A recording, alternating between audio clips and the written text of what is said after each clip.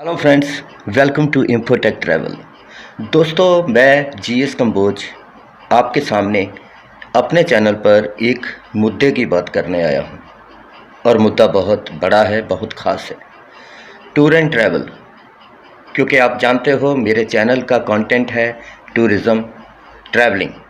तो दोस्तों, जब हमारे धंधे पर, हमारे शोबे पर, हमारे पेशे पर इतनी बड़ी विपत्ति है तो हम कैसे चुप रह सकते हैं।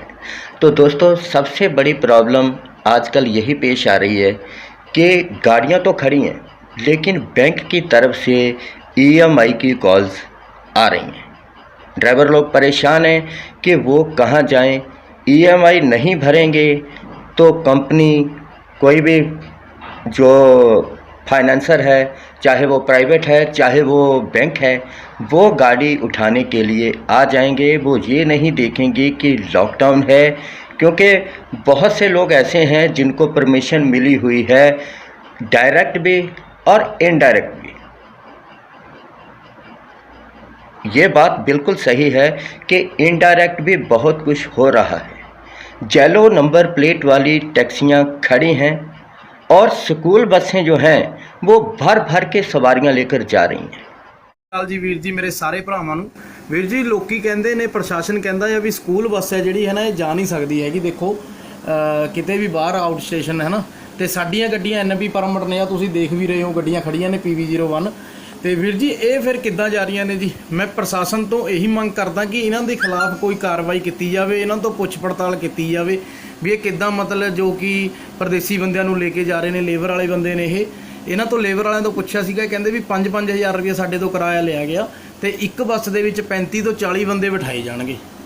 ਵੀਰ ਜੀ, ਇਹ ਤਾਂ ਫਿਰ ਦੇਖੋ ਸਾਡੇ ਨਾਲ ਧੱਕਾ ਹੋ ਰਿਹਾ, ਜਿਹੜੇ ਅਸੀਂ NP ਪਰਮਿਟ ਪਾ ਕੇ ਖੜੇ ਨੇ ਇੱਥੇ।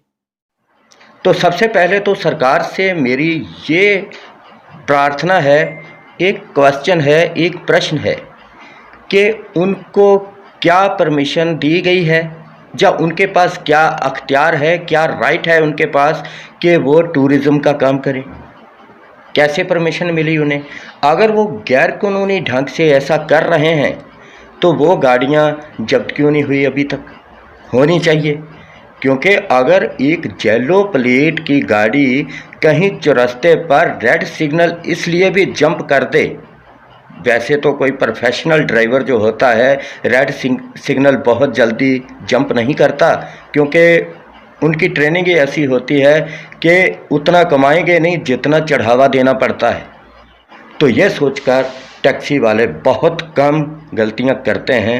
जब आप गलतियों की अब बात नहीं है, अब तो है टैक्सी वालों के गुजर बसर की, कि वो कैसे गुजर बसर करें, ईएमआई भरें या अपना घर चलाएं। क्योंकि मैं जानता हूँ, जब कोई फाइनेंसर गाड़ी उठाता है तो बंदे पर क्या गुजरती है। एक ही रास्ता दिखाई देता है कि बस इस जहान को छोड़ दो, इस फानी दुनिया को छोड़ दो और उस राह पे चल पड़ो। जो थोड़े गुर्दा रखते हैं वो कहते हैं कि नहीं भाई, हिम्मत मर्दा तो मदद खुदा, कुछ ना कुछ जुगाड़ कर लेंगे और कुछ ना कुछ कर ही लेते हैं। लेकिन जो बेचारे कमज़ोर होते हैं वो सुसाइड तक कर लेते हैं। और अब हालात ऐसे हैं दोस्तों कि सुसाइड करने की नौबत तक आ सकती है अगर सरकार ने ये हाल दुहाई नहीं सुनी। आपको मैं वीडियो दिखाता हूँ, जरा ये वीडियो गौर से देखिए। नमस्कार, मैं हमारी राज्य सरकार से अनुरोध करना चाहूंगी, निवेदन करना चाहूंगी कि जो लोग इस कोरोना महामारी के समय उनकी पूरी तरह से आजीविका संकट में है और उनके लिए अभी कहीं से भी किसी भी प्रकार का उनको सहायता नहीं मिल रही है और बहुत ही ज्यादा उनकी हालत गंभीर है, ऐसे लोगों को राज्य सरकार 5,000 रुपए प्रति माह राशि प्रदान करे। और ऐसे लोग जो हैंडीक्राफ्ट इंडस्ट्री से जुड़े हुए हैं, टूरिस्ट गाइड है, ऑटो या टैक्सी ड्राइवर्स हैं, और भी जो फूल पत्ती का काम करते हैं, हमारे धोबी है, नाई है, और भी बहुत सारे ऐसे लोग हैं जिनकी पूरी तरह से आजीविका अभी बुरी तरह से प्रभावित हुई है। उन लोगों के लिए राज्य सरकार कम से कम 5,000 रुपए प्रति माह प्रदान करें। ऐसा कार्य और सरकारों ने भी किया है और भी राज्यों की सरकारों ने किया है।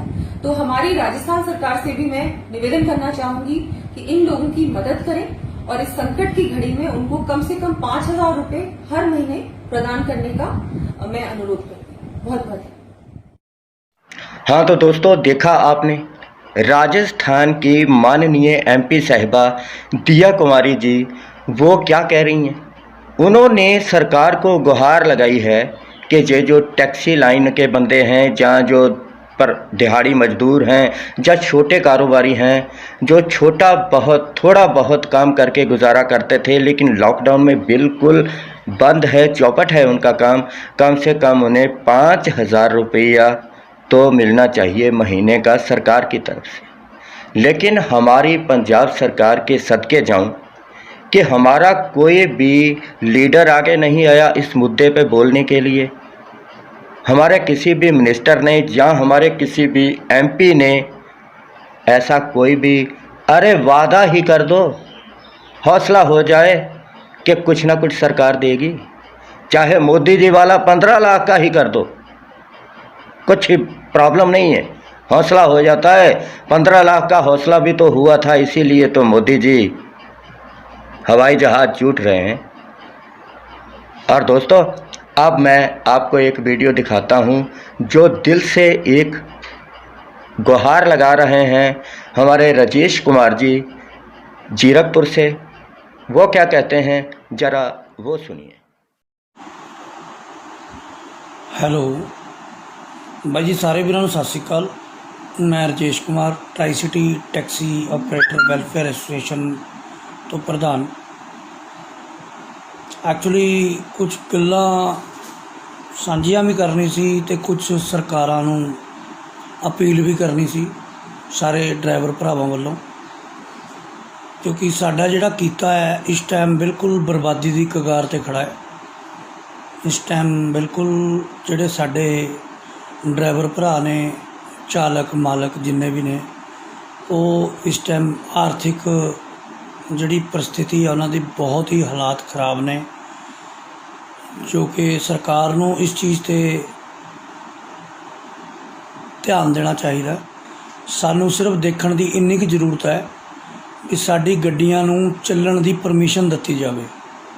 ਪਰਮਿਸ਼ਨ ਦੀ ਜ਼ਰੂਰਤ ਹੀ ਨਾ ਹੋਵੇ ਟਰਾਂਸਪੋਰਟ ਤਬਕੇ ਨੂੰ, ਕਿਉਂਕਿ ਪਰਮਿਸ਼ਨ ਦਾ ਜਿਹੜਾ ਮਿਸਯੂਜ਼ ਮਾਰਕੀਟ ਦੇ ਵਿੱਚ ਇਸ ਟਾਈਮ ਹੋ ਰਿਹਾ ਹੈ, ਉਹ ਜਿਸ ਬੰਦੇ ਦੀ ਜਾਣ ਪਛਾਣ ਹੈ ਉਹ ਤਾਂ ਕਹਿ ਕੁਹਾ ਕੇ फ़ोन ਕਰਕੇ ऑनलाइन परमिशन कढ़ा रहा है, ऑनलाइन ਉਹਦੀ परमिशन भी हो रही है, तो दूसरिया बंदियां दी जिन्हां दी ऑनलाइन परमिशन कोई भी अप्लाई कर रहा है वो 90% रिजेक्ट हो रही है।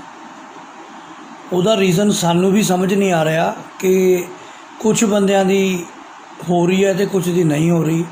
ये परमिशन वाला फंडा जिहड़ा है वो बिल्कुल ख़त्म करना चाहिए सरकार नूं। मैनूं नहीं लगता भी टैक्सी दे विच कोई ਆਪਾਂ ਭੀੜ ਭੜੱਕਾ ਕਰ ਰਹੇ ਹਾਂ, ਕਿਉਂਕਿ ਸਰਕਾਰ ਨੇ ਇਹ ਨਿਯਮ ਤਾਂ ਲਾਗੂ ਕਰ ਹੀ ਦਿੱਤਾ ਵੀ 2 ਸਵਾਰੀਆਂ ਸਿਡਾਨ ਗੱਡੀ ਦੇ ਵਿੱਚ ਤੇ 4 ਸਵਾਰੀਆਂ SUV ਗੱਡੀ ਦੇ ਵਿੱਚ ਤੇ 8 ਸਵਾਰੀਆਂ ਟੈਂਪੂ ਟਰੈਵਲ ਦੇ ਵਿੱਚ। ਤੇ ਇਹਦੇ ਕਰਕੇ ਕੋਈ ਭੀੜ ਭੜੱਕਾ ਤਾਂ ਹੋਣ ਨਹੀਂ ਲੱਗਾ। ਆਪਾਂ ਪੂਰਾ ਸਾਰੀ ਚੀਜ਼ਾਂ ਨੂੰ ਧਿਆਨ ਦੇ ਵਿੱਚ ਰੱਖਦੇ ਹੋਏ, ਸੈਨੀਟਾਈਜ਼ਰ ਵਗੈਰਾ ਯੂਜ਼ ਕਰਦੇ ਹੋਏ ਤੇ ਸਵਾਰੀਆਂ ਨੂੰ ਵੀ ਜ਼ਿਆਦਾ ਓਵਰਲੋਡ ਨਾ ਬਿਠਾਉਂਦੇ ਹੋਏ ਪੂਰੀ ਕਾਨੂੰਨ ਦੀ ਪਾਲਣਾ ਕਰਾਂਗੇ। ਬਟ ਟੈਕਸੀ ਕੀਤੇ ਨੂੰ ਵਿਦਆਊਟ ਪਰਮਿਸ਼ਨ ਕੰਮ ਕਰਨ ਦੀ ਆਗਿਆ ਦਿੱਤੀ ਜਾਵੇ। ਮੇਰੀ ਇਹ ਸਰਕਾਰ ਨੂੰ ਪੁਰਜ਼ੋਰ ਅਪੀਲ ਹੈ, ਸਾਰੇ ਡਰਾਈਵਰ, ਚਾਲਕ ਤੇ ਮਾਲਕ ਪਰਿਵਾਰਾਂ ਵੱਲੋਂ, ਕਿਉਂਕਿ ਹਾਲਾਤ ਇਸ ਟਾਈਮ ਇਹ ਨੇ। ਹੁਣ 2 ਮਹੀਨੇ ਆਲਮੋਸਟ ਹੋ ਗਏ ਆ, ਤੀਸਰਾ ਮਹੀਨਾ ਚੱਲ ਜਾਣਾ ਆ, ਤੇ ਜਿਹਦੇ ਵਿੱਚ ਜਿਹੜਾ ਮੀਡੀਓਕਰ ਫੈਮਿਲੀ ਹੈ ਉਹਦੇ ਵਾਸਤੇ ਹਾਲਾਤ ਬਹੁਤ ਹੀ ਜ਼ਿਆਦਾ ख़राब ਨੇ, ਨਾਜ਼ੁਕ ਨੇ। ਉਹ ਬੰਦੇ ਆਉਣ ਵਾਲੇ ਟਾਈਮ ਦੇ ਵਿੱਚ ਤਾਂ ਸੁਸਾਈਡ ਕਰਨ ਵਾਲਾ ਹੀ ਹਾਲਾਤ ਪੈਦਾ ਹੋ ਜਾਣੇ ਆ। ਰੀਜ਼ਨ ਕੀ ਹੈ? ਕਿਉਂਕਿ ਅੱਜ ਸਰਕਾਰਾਂ ਨੇ ਇਹ ਕੰਮ ਬੰਦ ਕੀਤਾ ਹੋਇਆ ਹੈ। 3 ਮਹੀਨੇ ਦੀ ਸਾਨੂੰ ਛੂਟ ਦਿੱਤੀ ਹੋਈ ਹੈ। ਆ ਹੁਣ ਜਿਵੇਂ ਜੂਨ 'ਚ ਆ ਜਾਣੀਆਂ ਆਪਣੀਆਂ ਜਿਹੜੀਆਂ ਇੰਸਟਾਲਮੈਂਟਸ ਨੇ ਗੱਡੀਆਂ ਦੀਆਂ, ਉਹ ਗੱਡੀਆਂ ਦੀਆਂ ਇੰਸਟਾਲਮੈਂਟਸ ਵੀ ਦੇਣੀ ਪੈਣੀਆਂ। ਹੁਣ ਸਾਡਾ ਕੰਮ ਨੂੰ ਤਾਂ ਖੁੱਲ੍ਹ ਦਿੱਤੀ ਨਹੀਂ ਜਾ ਰਹੀ। ਹੁਣ ਕਮਾਵਾਂਗੇ ਤਾਂ ਕਿਸ਼ਤ ਦੇਵਾਂਗੇ, ਕਮਾਉਂਗੇ ਨਹੀਂ ਤਾਂ ਕਿਸ਼ਤ ਕਿੱਥੋਂ ਦੇਵਾਂਗੇ। ਪਹਿਲੀ ਗੱਲ ਤਾਂ ਸਰਕਾਰ ਨੂੰ ਚਾਹੀਦਾ, ਸਾਡਾ ਕੰਮ ਖੁੱਲ੍ਹਣ ਤੋਂ ਬਾਅਦ ਵੀ 4 ਮਹੀਨੇ ਸੈੱਟ ਨਹੀਂ ਆਉਂਦਾ, 4 ਤੋਂ 5-6 ਮਹੀਨੇ ਘੱਟੋ ਘੱਟ ਸੈੱਟ ਹੋਣ 'ਚ ਲੱਗਣਗੇ। ਕਿਉਂਕਿ ਇਹ ਵਾਲਾ ਸੀਜ਼ਨ ਜਿਹੜਾ ਸ਼ਿਮਲਾ ਮਨਾਲੀ ਦਾ ਸਾਡਾ ਸੀਜ਼ਨ ਹੁੰਦਾ ਸੀ ਗਰਮੀਆਂ ਦਾ, ਉਹ ਤਾਂ ਇਸ ਟਾਈਮ ਨਿਕਲ ਗਿਆ, ਉਹ ਤਾਂ ਹੁਣ ਅਗਲੇ ਸਾਲ ਤੇ ਕਹਾਣੀ ਗਈ। ਹੁਣ ਇਹ ਹੈ ਵੀ ਜਿਹੜੀ ਹੋਰ ਇੱਧਰ ਉੱਧਰ ਜਾਣਾ, ਲੋਕਾਂ ਦਾ ਜੰਮਣਾ ਮਰਨਾ, ਵਿਆਹ ਸ਼ਾਦੀ ਜਿਵੇਂ ਹੁੰਦੀ ਹੈ, ਉਹ ਕੰਮ ਸੈੱਟ ਹੁੰਦਿਆਂ ਨੂੰ ਵੀ 6 ਮਹੀਨੇ ਲੱਗ ਜਾਣੇ ਆ। ਅਤੇ ਸਾਡੀ ਸਰਕਾਰ ਤੋਂ ਪੁਰਜ਼ੋਰ ਅਪੀਲ ਹੈ ਵੀ ਸਾਡੀ ਜਿਹੜੀ EMIs ਹੈ ਉਹਨਾਂ ਨੂੰ, ਅਤੇ ਸਾਡੇ ਜਿਹੜੇ ਟੈਕਸ ਹੈ ਗੱਡੀਆਂ ਦੇ, ਜਿਹੜੇ ਪਾਸਿੰਗਾਂ ਨੇ, ਪਰਮਿਟ ਰਿਨਿਊ ਹੋਣੇ ਨੇ, ਇਹਨਾਂ ਨੂੰ ਸਾਰਿਆਂ ਨੂੰ 6 ਮਹੀਨੇ ਵਾਸਤੇ ਐਕਸਟੈਂਡ ਕੀਤਾ ਜਾਏ ਘੱਟੋ ਘੱਟ, ਖਾਸ ਕਰ साड़ी इंस्टॉलमेंट्स ਨੂੰ। तो दोस्तों, आपने बातें सुनी राजेश कुमार जी की कि उन्होंने किस तरह से अपनी प्रॉब्लम बताई है, अपने ड्राइवर भाइयों की प्रॉब्लम बताई है, अपनी पूरी टैक्सी लाइन की, पूरे टूर एंड ट्रैवल के धंधे वालों की किस तरह से प्रॉब्लम बताई है।